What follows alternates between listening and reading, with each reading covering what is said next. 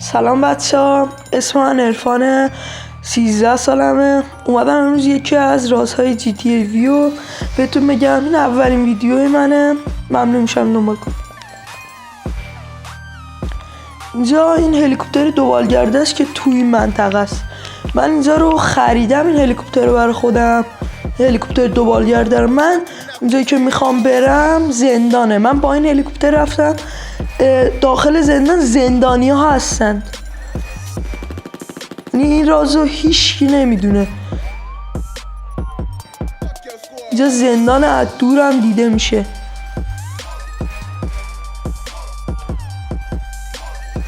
اینجا زندانی که دارید میبینید. الان من میرم اونجا.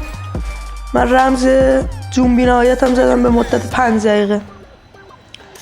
الان میریم اونجا اگه زندانی ها بیان دیگه. بله زندانی ها ظاهر شدن، میپریم پایین. چتر وزارت. من زندانی ها رو بهتون نشون میدم. باید بریم اون سمت.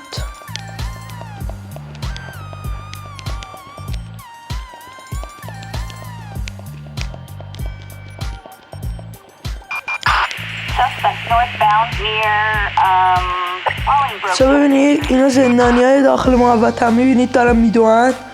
اینا زندانی ها دیدید، من یکشون رو کشتم. زندانی ها اینجا پراکندن و این مامورا یا زندانبانا اونا رو میزنن. این یکی از بهترین رازهای جی تی ای وی. اگه بهتر میشه شما بتونید از بالا بپرید داخل.